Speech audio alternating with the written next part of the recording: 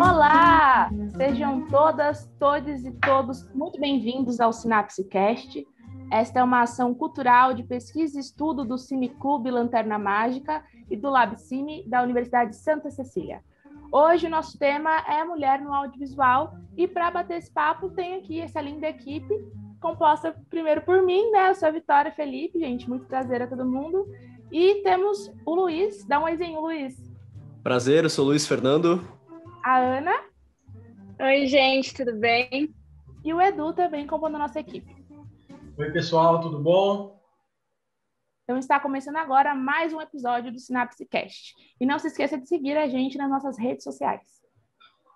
Sigam a gente nas nossas redes sociais. Vocês podem nos encontrar no Instagram e no YouTube, seguindo @Cineclube Lanterna Mágica. Temos o Facebook também, www.facebook.com.br/cineclube.lanternamágica e nosso blog também no site da Unisanta, unisanta.br/cineclube.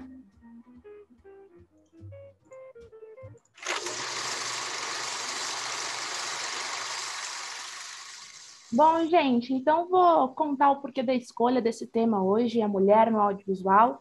A gente está em março, que é um mês feminista, acabou de passar agora o dia 8 de março, que é o Dia Internacional da Mulher, e a gente queria muito debater como que é a visão da mulher que o cinema retrata, também como é trabalhar dentro do audiovisual sendo uma mulher. E para conversar sobre isso, a gente convidou a queridíssima Camila Amaral para conversar com a gente, uma jovem aqui da nossa região, na Baixada Santista, que trabalha no meio do audiovisual. Camila, seja muito bem-vinda. Por favor, se apresente para a gente. Olá, tudo bem, gente? Eu sou a Camila, sou formada em cinema, faz aproximadamente 5 anos que eu tô na área e acho que a princípio é isso. Fala um pouquinho o que você já fez, Camila, pra gente no audiovisual. Beleza. Atualmente eu tô exercendo a função de editora freelancer e é a maior função que eu exerço, assim. Mas eu já fiz figurino, já fiz fotografia, já fiz ópera.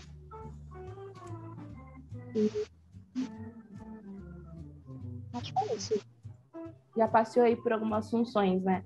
Mas então, eu queria que você contasse um pouco pra gente agora, como é que foi que você parou no cinema, assim? O que te chamou a atenção, o que te levou para a área do cinema e como que você caiu aí na maior função que você faz hoje em dia, que é de editora?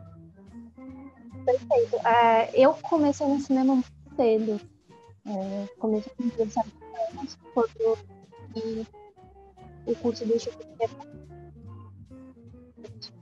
Desculpa pausar a coisa, mas a música tá muito alta. Oi, Camila.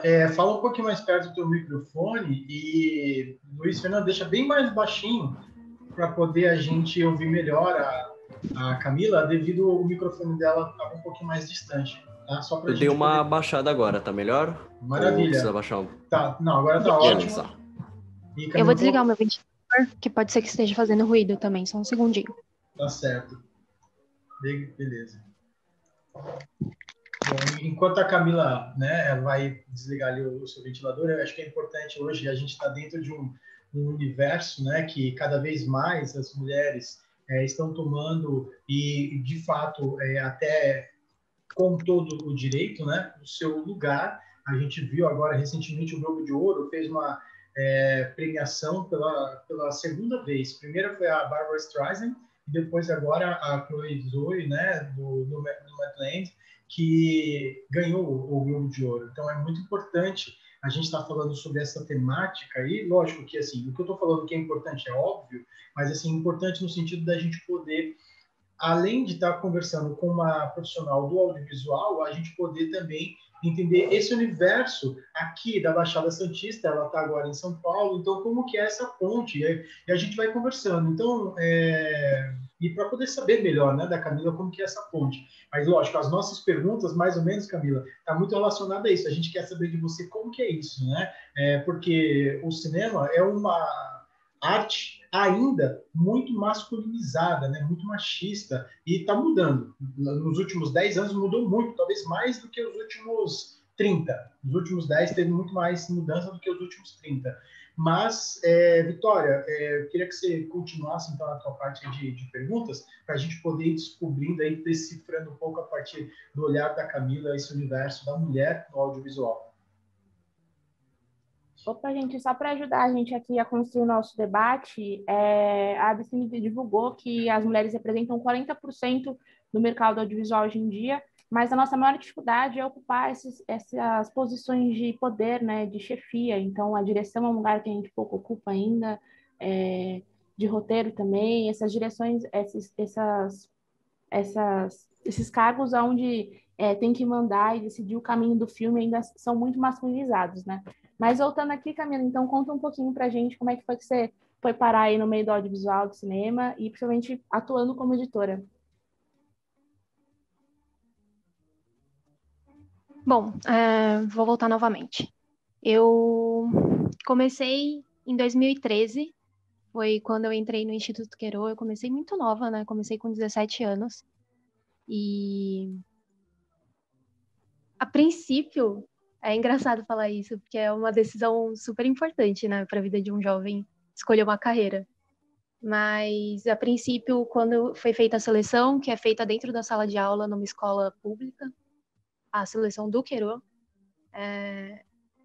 o meu maior motivo, assim, para escolher entrar nessa área foi porque eu não queria um emprego convencional e eu não queria trabalhar das 9 às 7 da noite, ir para um escritório, voltar para minha casa e fazer o que eu gostasse no fim de semana. E essa foi a minha maior motivação, assim. E daí dentro do Queiro eu tive a experiência em diversas funções, como eu já comentei, de figurino, de câmera, de roteiro. E lá dentro foi quando eu realmente comecei a editar. Eu editei o curta-metragem Tiros, que foi a minha primeira experiência de edição. Editei o documentário Visão Privilegiada, foi um documentário muito especial pra gente lá na turma. E depois disso eu fui seguindo cada vez mais na edição. Mas curiosamente, a função que eu queria ocupar era direção de fotografia e acabou sendo um pouquinho difícil para mim, assim, eu não consegui entrar na área. E aí a edição me pegou pelo coração. Legal, Camila. Eu já ouvi muito de que direção de fotografia é uma área mais ocupada por homens, porque tem que carregar a câmera e câmera é pesada, né? Então, para a gente ver como que esses pequenos machismos estão presentes no dia a dia do audiovisual. E aí a gente sabe que você, na sua carreira de editora, já trabalhou no Codzilla. Eu queria saber como é que foi para lá. A gente sabe que o Codzilla hoje representa um número gigante, né? De videoclipes bem-sucedidos e premiados. E acredito que tenha sido um marco para você trabalhar lá também. Com certeza, trabalhar na Condzilla foi o meu primeiro contato fixo em São Paulo, né? Foi quando eu realmente tive que mudar para cá para trabalhar aqui. Antes eram só freelas. E pô, é muito louco assim, né? Porque você vai trabalhar numa produtora de funk e aí você não sabe o que você espera, né? Porque o funk tem essa visão que todo mundo tem de ser uma coisa mais machista mesmo. E na real, quando eu entrei para substituir uma editora que estava saindo para virar diretora no canal de matérias que eles têm no portal Condzilla. E aí eu tomei o local dela, né? E foi super especial, assim, eu fui super bem acolhida, tive muita experiência, mas é complicado, né? Porque a gente vai editar clipe de funk, por exemplo, e mesmo a Condzilla tendo um cuidado com objetificação da mulher, ainda assim tem um tom que eu tentava evitar, sabe? Não é uma coisa que eles pediram, mas que era minha.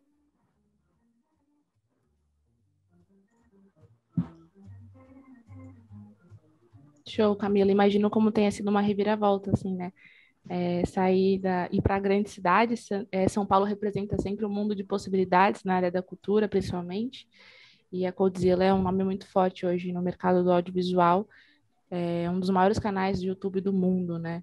E que legal que essa moça saiu para ir para uma função de direção. A gente sabe que é uma subida assim, importante, né? A gente ter representatividade nessa função também da direção. Total. A mocinha que tava lá, a Vanessa, é uma ótima diretora. Agora ela tá, inclusive, dirigindo videoclipe. E, putz, é muito legal, assim, porque eu acho... Ela é ótima, assim, de verdade. E ter essa amizade e poder contribuir. E ela super conta comigo quando a gente trampa junto. A gente já fez alguns videoclipes juntas. E é muito maneiro, assim, ter essa parceria. Que legal. E por falar em videoclipes, poderia nos dizer qual a diferença entre produzir um videoclipe e um longa-metragem? Cara, eu acho que além do tempo de produção, são processos, agora falando de edição, que é onde eu atuo, são processos de edição muito diferentes, assim.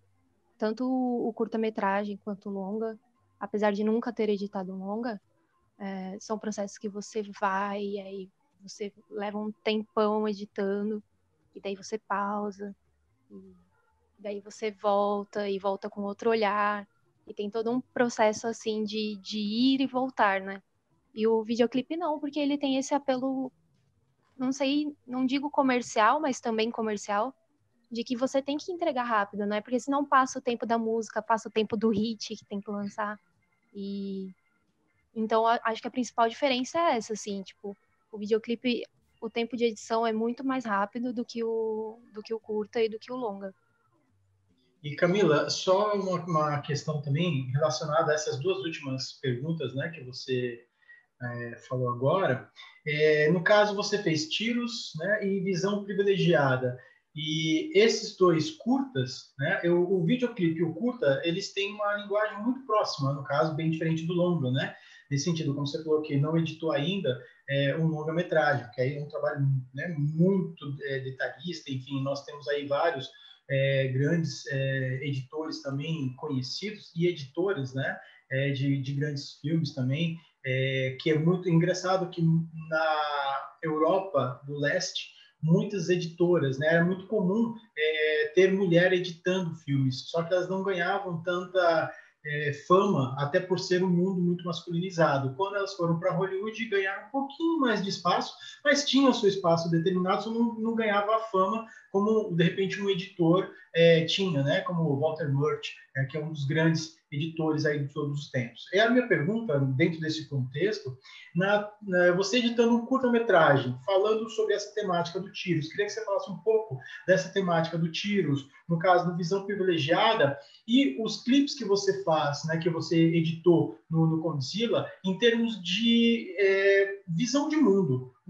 Você editando, tendo que cortar, digamos, o contexto, né, desse universo que esses dois curtas que eu citei, que você, né, disse, e os clipes que você editou, como que eles, digamos, dialogam um com o outro? O que ficou para você como uma pessoa, né, que vive no mundo e que vê o mundo sendo retratado e você tendo que editar esse mundo nesses curtas e nesses clipes que basicamente, né, falam, não sei se é da mesma coisa, queria saber de você também sobre isso. Eu acho que, como eu falei, né, o videoclipe hoje ele tem uma imagem muito comercial, assim. Por mais que existam videoclipes conceituais e seja uma coisa mais artística, num geral, os clipes que eu editei na Condzilla, eles tinham muito essa função de vender uma música e de vender um cantor e esse personagem. E os curtas-metragens, não, cara. Eu sempre trabalhei muito próximo a esse tema de periferia, assim. Acho que é uma coisa que eu posso dizer que é igual nos dois trabalhos, assim, tanto nos videoclipes quanto nos documentários e no curta que eu fiz, eles são temas presentes, assim, mas são outros olhares. O olhar do videoclipe, por exemplo, de funk, tem esse olhar de... Eu esqueci a palavra que eles usam. Ostentação? Ostentação, exatamente. Tem esse olhar de ostentação, essa coisa de ter dinheiro, de ter moto, ter bebida. E quando eu peguei para fazer o Visão Privilegiada, que é sobre um casal cego, que inclusive moravam num bairro mais periférico, era uma outra ideia, assim, tipo, não tinha nada de ostentação, eram eles criando a filha deles, então, tipo, era muito mais a realidade da coisa, assim. Mas ainda assim, os videoclipes de funk, às vezes, fazem a função de ser militantes e de mostrar coisas e falar sobre violência policial e falar sobre a realidade. Então, depende muito do projeto, assim, mas é basicamente isso. Legal. Agora, mudando um pouco de assunto, entre aspas, qual que é a sua visão da mulher no audiovisual? Cara, eu acho que é uma pergunta muito geral, assim, né? Tem muita coisa para falar. Mas eu trabalho hoje em dia com muitas mulheres do audiovisual, a Vitória é uma. Aqui em São Paulo eu moro com uma colega que trabalha com audiovisual também. Então, tenho amigas produtoras, tenho... E assim, é muito foda, né? Porque ao mesmo tempo que a gente tá fazendo o que todo mundo tá fazendo, o que todo homem tá fazendo, que é tentar ganhar a vida, ganhar dinheiro e se manter, a gente faz o dobro, assim, porque a gente tem que botar banca, tem que fazer. Mas é muito, muito, assim, muito gratificante ter mais mulheres. Hoje em dia eu posso ver que eu tô cercada delas e juntar para reclamar ou juntar para dar dica, juntar para, sabe? Estar juntas é super importante, assim. Tem que se fortalecer, né, Cá? Sempre tentando criar um lugar onde uma incentive e fortaleça o trabalho da outra. As mulheres normalmente são muito, muito presentes na função de produção, né? Porque dentro do cinema é aquela função do cuidado, é a pessoa que cuida da equipe, que cuida da alimentação, do transporte, que faz a coisa ali acontecer. E aí é muito legal que a gente tenha a presença de mulheres, por exemplo, na edição, que dentro do cinema a piada é que o editor é o deus, né, no processo do filme, porque é a última pessoa que vai mexer no material e que vai finalizar esse material, então ele está sempre em diálogo com a direção, né, para saber o que vai ser mostrado, o que não vai, mas o editor consegue colocar ali a visão e exercer um poder de escolha do que vai ser mostrado ou não. E aí, pensando como é para você essa decisão também, né, do seu trabalho, colocar a sua visão, como você falou lá atrás, do videoclipe, de você tentar evitar de mostrar as mulheres de forma pejorativa, né? Total, Vi. Até eu já caí na produção, assim, lá no comecinho, quando as coisas estavam começando a se formar ainda. Eu fiz 1 ou 2 freelas de produção, mas eu tenho zero aptidão, assim, eu não sou muito a pessoa do cuidado, ao contrário do que se acha. E, pô, eu não sei, eu sou uma pessoa que eu levo as coisas de um jeito muito deixa a vida me levar, sabe? Então, eu acabo colocando a minha visão de mulher de uma forma muito sutil, assim, porque eu não fico pensando muito sobre isso, sabe? Eu noto as coisas que eu faço, mas não é como se eu fizesse só por detalhismo, sabe? Tipo, as coisas vão acontecendo e eu falo, putz, isso daqui eu tenho certeza que um homem faria diferente. Ou então, pô, isso daqui tá legal. Uma das coisas que aconteceu foi que eu editei um videoclipe de um artista na Condzilla, o Dinho, que é namorado da Mirella, etc, etc. E, e ele é super dançarino, né? Então, putz, eu peguei o clipe e falei, nossa, que da hora, que legal. E a brincadeira entre as amigas, depois que eu mostrei o clipe, depois que ele tava pronto no canal, foi tipo, putz, amiga, objetificou, é isso, objetifique um homem. Mas, pô, eu, tipo, mostrei do mesmo jeito que eu mostrei outras minas que passaram pelos clipes e que... Porque é assim, mano, é um corpo da mesma forma que um corpo feminino e o cara dança demais, gente, foi muito divertido editar esse clipe. E o que é interessante é você falar sobre esse universo, né, digamos, de deixa a vida me levar. Eu acho legal porque quebra muito isso, porque a visão que nós temos, né, eu sou cineasta e trabalho muito com direção de fotografia, com trabalho com essa questão da cine-imersão, né, da pessoa sempre fazer alguma coisa que a pessoa possa entrar no filme. Então, eu trabalho muito não com o filme que você edita e exibe numa tela só, mas você exibe ao vivo e tal. E você falando sobre isso, tem, né, eu vejo muito essa questão também de que parece que quem edita é uma pessoa extremamente metódica. Você se acha uma pessoa metódica mesmo deixando a vida te levar? De forma alguma. Eu sou. Eu não sei se eu vou falar que eu sou uma editora diferente, mas eu tenho um processo meu, assim, de entender as coisas, de levar a vida. Que eu levo a vida no trabalho, assim. Então, eu, eu fiz um curso, inclusive, fazendo um parênteses, eu fiz um curso do Daniel Rezende, que foi o editor do Tropa de Elite e agora é o diretor do Turma da Mônica. E ele fala que um bruto não é um filme, o bruto é um bruto, é um material que chegou pro editor. Ele só vira um filme quando a gente começa a mexer nele. Então ele pode virar outras coisas, tanto é que o Tropa de Elite é um exemplo assim, né? Ele era outra coisa e virou um filme sobre o Capitão Nascimento. Mas quando o filme chega na ilha para mim, e aí eu começo a entender a coisa, começo a entender o tom junto com o diretor, e, e daí eu vou sentindo. O meu processo é muito de sentir. Ele não é nada metódico, assim. Eu, óbvio que tenho minha organização de projeto, minhas coisas técnicas e tal, mas o meu processo de edição, ele é muito de sentir o que o material me pede. Eu não edito o filme que eu acho que eu tenho que editar, eu edito o filme que o material vai ditando, sabe? Poxa, Legal, que só. lindo isso. Que lindo, cara. Só para explicar um pouquinho o que é bruto para quem está assistindo a gente, bruto é todo o material que foi gravado, gente, que chega na mão do editor, e aí ele vai decupando, a gente disse, que é fazendo essa listagem do que chegou para ele, o que tem em cada clipe ali de vídeo, qual material tem, organizando isso para começar a editar. Né? E Tropa de Elite foi um filme que realmente mudou muito, porque quando eles fizeram a primeira versão ali do filme, o Capitão Nascimento não era o personagem principal, né? E ao fazerem as primeiras cabines do filme, que é chamar jornalistas, chamar pessoas assim para assistirem o filme e darem opinião, eles perceberam que o personagem do Wagner Moura chamava muita atenção e aí eles mudaram o filme e aí acabaram usando também a narração para poder encaixar ali o filme, fechar esse ciclo e contar mais o personagem com o material que eles já tinham gravado.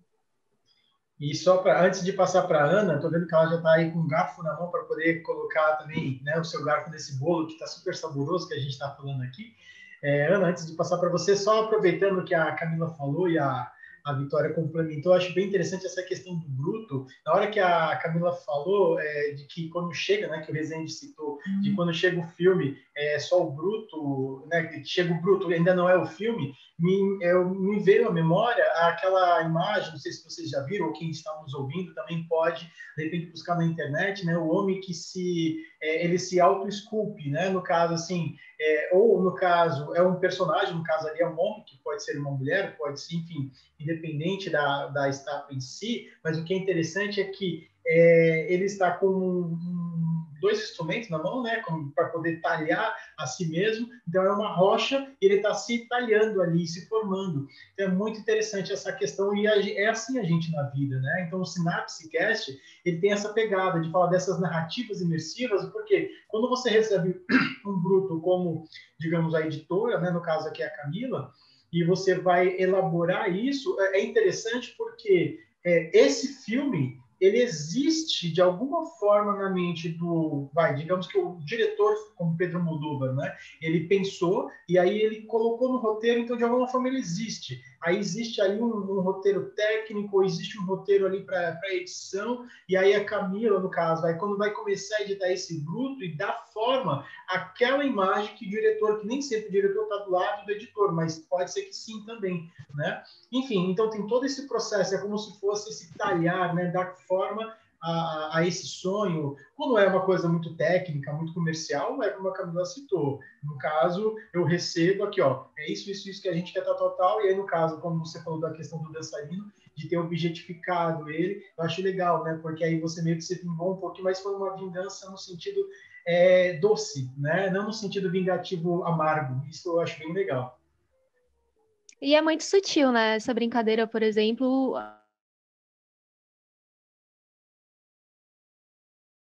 é muito sutil, assim, percebe quem conversa comigo, quem tá ali perto. Legal. Então, Camila, a gente estava falando das dificuldades que as mulheres têm nessa área de trabalho do audiovisual, que é muito difícil mesmo. E você já teve algum conflito, algum embate por ser mulher? Então, Ana, hoje em dia eu trabalho pouco com cinema e trabalho muito com audiovisual, publicidade, institucional e coisas assim. Então, geralmente eu sou contratada e aí tem um coordenador de pós, ou tem um cliente, ou tem um youtuber quando é alguma coisa para internet.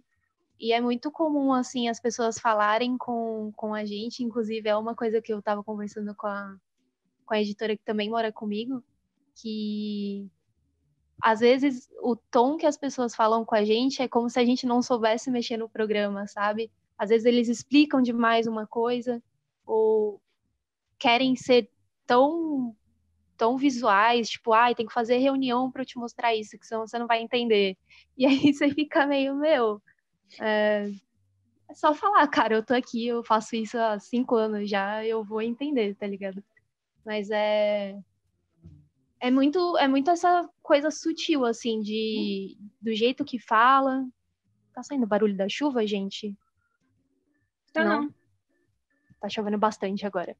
É muito sutil, assim, o jeito que fala, às vezes. Às vezes, eu sinto muito que os homens, principalmente, não percebem que fazem isso, sabe? Eles ou acham que estão sendo educados e preocupados, ou, sei lá, passa batida, assim. Mas é muito comum parecer que a gente não sabe fazer o nosso trabalho, sabe? É muito difícil mesmo. E você acha que mais mulheres no set de filmagem ajudando podem impactar no produto audiovisual? Cara, eu acho que sim. Porque se é uma equipe com uma diversidade, ou pelo menos 50-50 de uma equipe feminina e masculina, em algum momento, assim, vai acontecer deles perceberem que não precisam mudar, sabe? Tipo, não tem que falar de um jeito especial, não tem que tentar ser mais explicativo. Eu, por exemplo, sou uma pessoa que eu costumo me impor, assim, quando...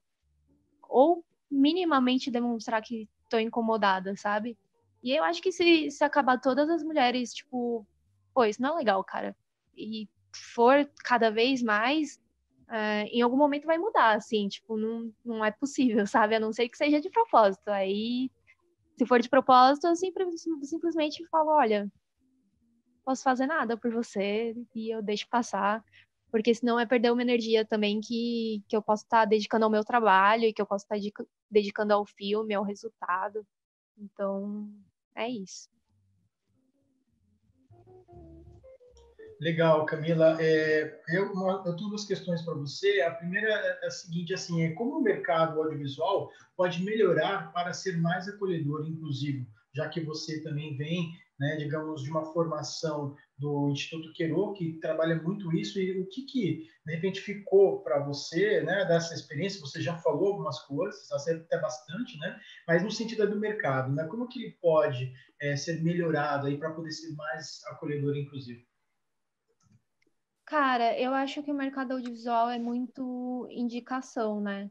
E, de certa forma, eu sei que indicação é um modo ruim de acolher novas pessoas no mercado, mas, de certa forma, a gente acaba optando por indicação porque a gente precisa de pessoas que sejam confiáveis, que vão fazer o trabalho de um jeito certo e que vão entregar o trabalho. Então, mas se tratando de ser mulher, às vezes você é indicada e a galera deixa passar, assim, porque acha que. Eu não sei, na real, o que eles acham, mas deixa passar porque acha que vai ser menos efetivo, sabe? Vai cumprir menos o trabalho. Então, eu acho que é isso, assim. Se você receber a indicação de uma mina e se a pessoa falou, pô, ela faz o trampo super direitinho, dá uma chance, sabe? Acho que o que pode ser feito é exatamente isso, assim, dar uma chance e ir vendo o que acontece. Porque todo mundo sabe, todas as meninas sabem que a gente é super prestativo, assim, que a gente super tem vontade de fazer.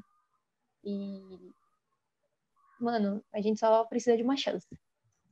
É isso aí. Mais oportunidades de trabalho, né, Camila? Acho legal também falar que nas universidades de cinema, no curso de cinema, a gente já começa a ver desde lá da aula, né, na hora de escolher entre os filmes que vão fazer para aprender quem é que vai ficar na direção, quem não vai. Às vezes tem sempre um professor ali que você vê que, mesmo que inconsciente, está ali reforçando o machismo, enfim. A gente precisa buscar que essas ações de dar oportunidade para as mulheres aconteça desde o início da cadeia, lá no curso, até o final da cadeia, na hora de conseguir um emprego, enfim. Legal. Para você, Camila, dentro de tudo isso que você já colocou para a gente até agora, né, assim, o que o audiovisual traz para a luta das mulheres, assim, em termos até não só, digamos, a luta das mulheres no sentido do que a gente está vendo hoje, né, em termos desse aumento do feminicídio, ou pelo menos mais visibilidade, né? Talvez ele já foi até maior em outras épocas, mas hoje a gente fica sabendo mais, as redes sociais ajudam mais nesse sentido, mas sim, num sentido amplo mesmo, né? Como a gente vê o sucesso da Mulher Maravilha, a Capitã Marvel, dentro de todo esse universo que o cinema nos coloca, a gente tem uma série super famosa, talvez a série mais famosa da atualidade é The Crown, né? Que está centrado no universo de uma mulher, né, que é atacada de todos os lados, ela se defende, e tem coisas que ela faz que às vezes,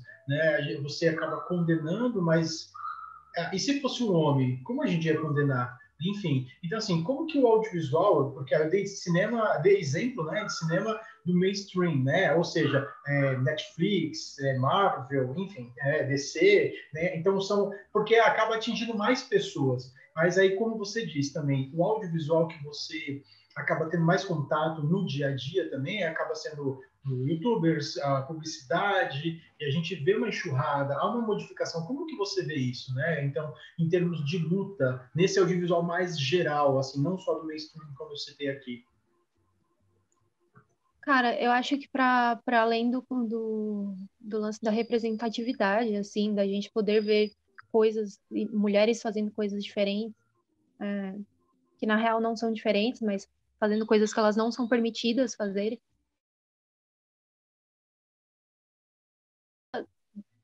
da representatividade no set também, né? De nada adianta você ter um roteiro que é super feminista ou que é super engajado e você não ter isso no set, cara.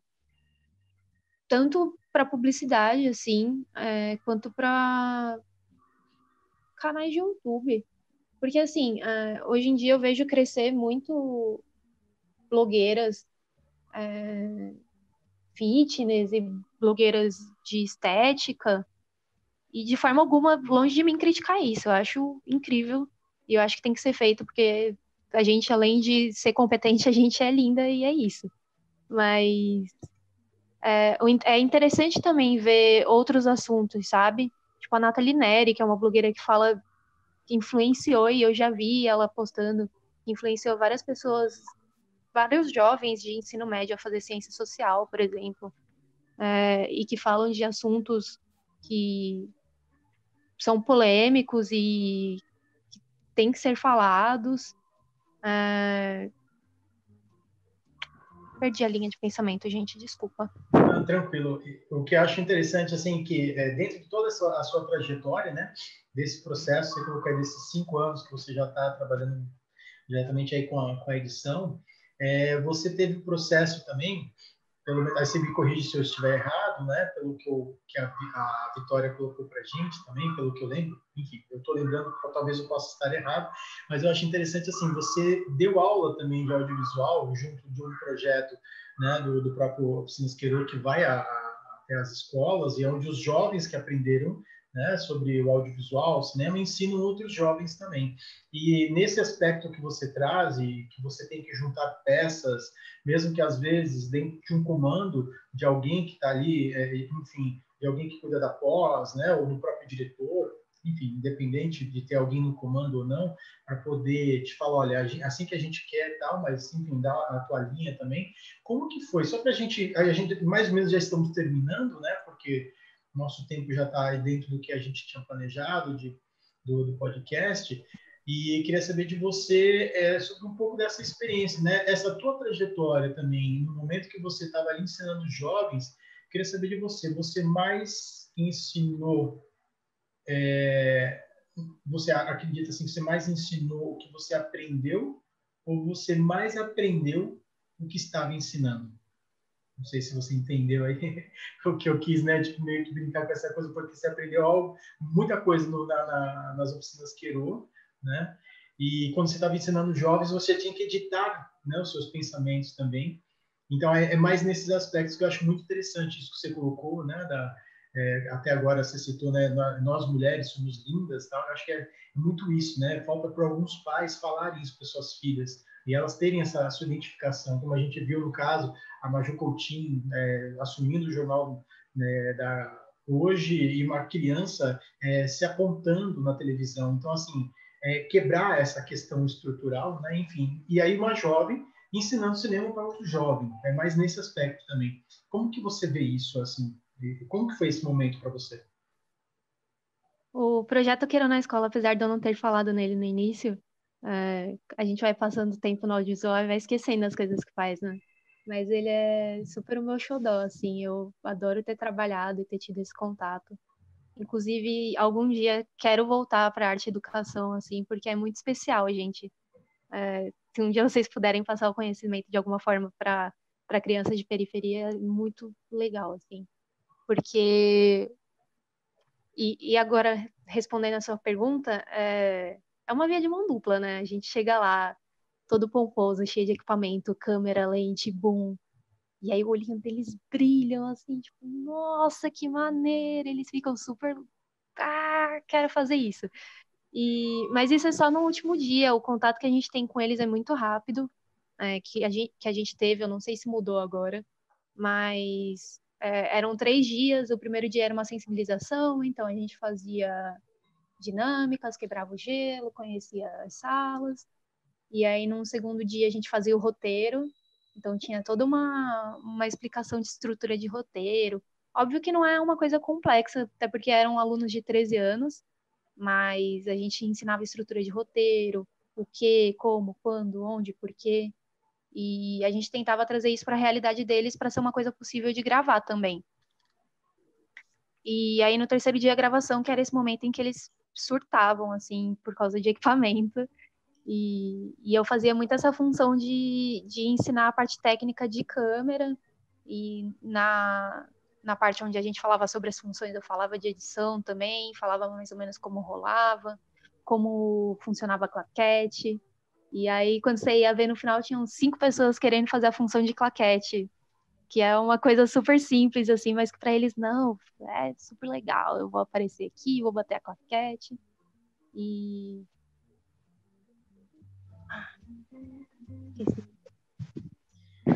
Legal. Fala, Não, Vitória. eu vou lembrar. Quanto às garotas e quanto a essa via de mão dupla de aprendizado. Muito mais do que eu ensinava para eles, assim, eu acho que além de ensinar audiovisual para eles, eu ensinava meio que a enxergar que tinha coisas super legais no dia a dia deles, sabe? E que mesmo o processo da escola, que é um processo super maçante, assim, que essa estrutura escolar é difícil, né? Para quem é criativo também. E daí a gente trocava essa ideia, assim, o contato audiovisual que a gente tinha com eles era muito pouco. Mas a gente tentava meio que guiar nisso, assim, de falar que talvez você não se dê bem na escola agora, nessas matérias de matemática, mas tem outras coisas ali fora, e tem um cinema que pode te acolher, e tem outras coisas que você pode fazer, talvez pintar um quadro, e vinha muito isso deles, assim, tipo, essa empolgação, esse brilho no olho. Acho que era o que eu mais aprendia com eles. Legal. E, bom, a gente, infelizmente, chegamos ao final do SynapseCast e queria passar para você, para suas palavras finais aí, o que você queira falar, coisas que, de repente, a gente não perguntou, mas que você, de repente, como essa agora, né, que, de repente, a gente acabou não te perguntando, você acabou não falando no começo, a gente foi mais para essa questão também, né, do nosso foco hoje, que é a mulher no audiovisual, você aqui representando muito bem todo esse universo de que hoje está sendo ocupado cada vez mais, e que bom que está sendo assim, porque todos ganham com isso, né? E, enfim, queria saber de você, suas palavras finais, o que você, de repente, quer falar que a gente não perguntou, enfim. Eu quero agradecer e dizer que passou super rapidinho, apesar de eu ter ficado tímida no início. Quem estiver ouvindo, que quiser me procurar, eu tô pelo Instagram, tô pelo Facebook, podem vir trocar ideia comigo. Vocês, gostaria de manter contato pra gente conversar depois também. E, cara, sobre o assunto de hoje, eu acho que a gente, digo mulheres, mas é claro que serve para todos, né? Tem que meter a cara, fazer, ser cara de pau, pedir uma chance, comentar com os amigos, falar, me indica lá, manda jobs, para a gente dominar aí o que a gente quiser e poder fazer de melhor. Legal. Então, aproveitando aí que você falou das suas redes sociais, fala pra gente qual é para quem está ouvindo, de repente poder seguir, conhecer o teu trabalho, poder te acompanhar, que acho que isso é super importante, né? Não só para você, mas para tantas outras mulheres, porque você acaba, de repente, sendo exemplo para algumas, né? E, de repente, essas outras para outras, e aí a gente vai formando uma rede, como já está, né, acontecendo. Fala pra gente. Com certeza. No Facebook eu tô Camila Amaral Xavier, que é o meu nome completo. E no Instagram é @cmlamaral. Peço só que eu tenho um Instagram fechado, mande uma mensaginha lá, fala que me ouviu e a gente troca uma ideia, que daí fica mais fácil identificar. Legal. Então, te agradeço também.